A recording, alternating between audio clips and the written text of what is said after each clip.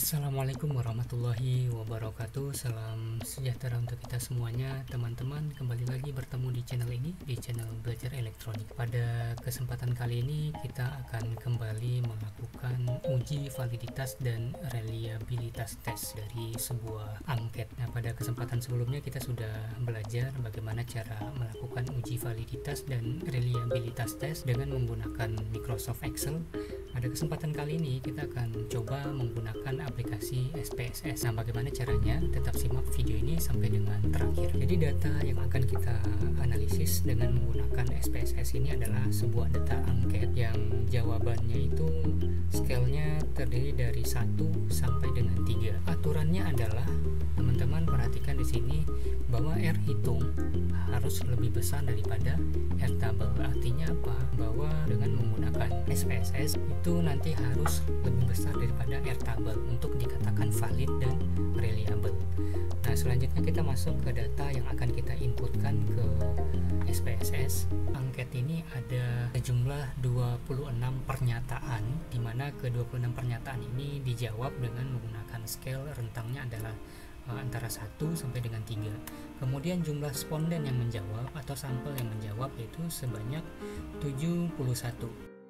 Nah, selanjutnya dari data yang sudah kita rekap seperti ini, teman-teman jangan lupa menambahkan kolom total dengan menjumlahkan hasil yang diperoleh oleh masing-masing responden. Misalnya dari responden yang pertama, hasilnya totalnya adalah 65. Responden yang kedua totalnya adalah 62, dan begitu seterusnya sampai ke responden 71. Nah, jika data ini semuanya sudah kita rekap, kita ke aplikasi SPSS. Di sini teman-teman perhatikan pada bagian bawah paling kiri, kedua ini dapat kita gunakan untuk menginputkan data yang sudah kita masukkan ke Microsoft Excel. Nah, caranya teman-teman ke variable view dulu. Perhatikan di sini ada kolom name. Nah, di kolom name ini teman-teman inputkan nama masing-masing pernyataan pada angket. Misalnya pernyataan yang pertama saya beri namanya R1. Nah, teman-teman perhatikan dalam membuat nama di sini harus menggunakan kombinasi huruf dan angka, atau bisa hanya dengan menggunakan huruf saja. Nah, kemudian R2 sampai dengan R ke-26. Jangan lupa teman-teman untuk keseluruhan yang poin yang didapatkan oleh masing-masing responden kita tambahkan di sini total. Teman-teman ke measure, karena di sini kita menggunakan skala, maka teman-teman ganti dengan skala. Teman-teman ke bagian data view. Di sini untuk pernyataan yang pertama yaitu diberi label R1 sampai dengan pernyataan yang ke-26 beri label R26. Kemudian ada kolom total. Selanjutnya kita ke data yang sudah diinputkan pada Excel. Kita copy semua data dari responden pertama sampai dengan responden ke-371 beserta dengan totalnya. Kemudian datanya kita inputkan ke SPSS. Oke, begini teman-teman pastikan lagi dari pernyataan yang pertama sampai dengan pernyataan yang ke-26. Kemudian di terakhir ada kolom totalnya. Teman-teman klik analyze yang ada di menu pada bagian atas. Kita pilih correlate dan selanjutnya klik bivariate. Nah, di sini kita perhatikan pada kolom yang ada di sebelah kiri, pilih semua, kita Ctrl A, kemudian pindahkan ke kolom variabel beserta dengan kolom totalnya. Teman-teman pastikan di correlation coefficient-nya kita centang Pearson, kemudian to tail. Pada bagian test of significance jangan lupa centang flag significant correlation. Kemudian klik OK. Oke. Di sini sudah muncul kolom correlation yang sudah diolah oleh aplikasi SPSS-nya. Kita double klik untuk melihat rincian hasilnya. Teman-teman perhatikan di sini ini untuk pernyataan yang pertama, Pearson correlation-nya. Kita lihat hasil correlation-nya di sini yaitu 0,429. Untuk pernyataan yang kedua yaitu 0,269. pernyataan yang ketiga yaitu 0,69. Nah, bagaimana kita melihat besaran airtable-nya? Untuk melihat besaran airtable, teman-teman mengacu ke data yang sudah ditetapkan seperti ini. Ini saya perbesar dulu. Tabel air product moment pada signifikansi 0,05 atau 5% to tail. Maka di sini responden itu diberikan label N. Teman-teman cari di sini sejumlah responden yang digunakan. Tadi saya menggunakan responden 71 di sini. R tabelnya adalah sebesar R hitung harus lebih besar daripada R tabel. Berarti nilai R hitung yang diolah dengan menggunakan SPSS tadi nilainya harus lebih besar daripada 0,23 untuk dikatakan valid. Kita kembali ke SPSS, ke data yang tadi.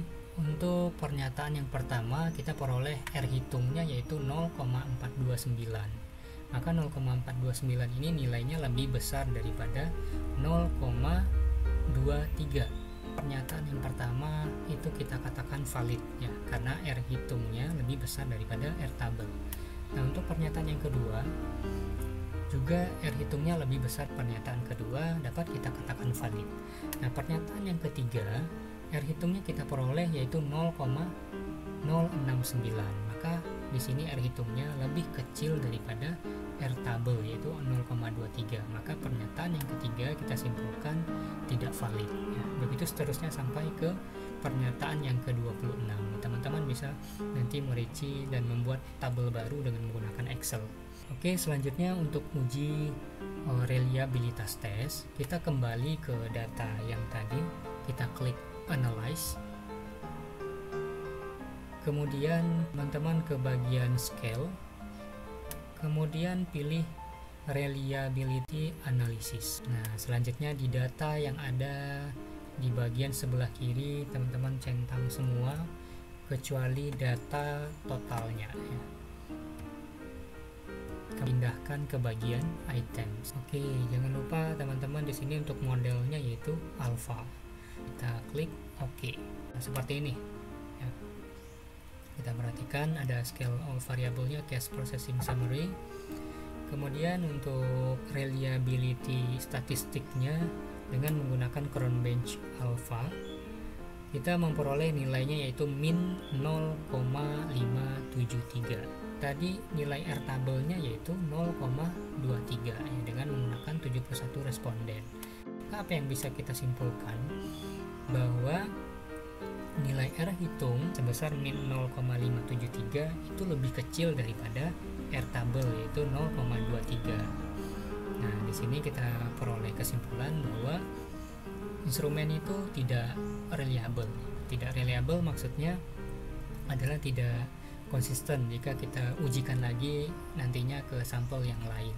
Dari kedua 26 pernyataan tadi akan teman-teman dapatkan sejumlah pernyataan yang valid untuk digunakan dalam instrumen. Kemudian tingkat reliabilitasnya itu rendah. Di sini hasilnya menunjukkan bahwa R hitungnya lebih kecil daripada R tabel. Nah, inilah sedikit teman-teman penjelasan tentang bagaimana cara melakukan uji validitas dan reliabilitas tes dengan menggunakan SPSS. Nah, di sini SPSS yang saya gunakan adalah versi 26. Buat teman-teman yang mempunyai SPSS versinya di bawah ini atau di atas ini mungkin bisa menyesuaikan langkah-langkahnya. Terima kasih atas perhatiannya.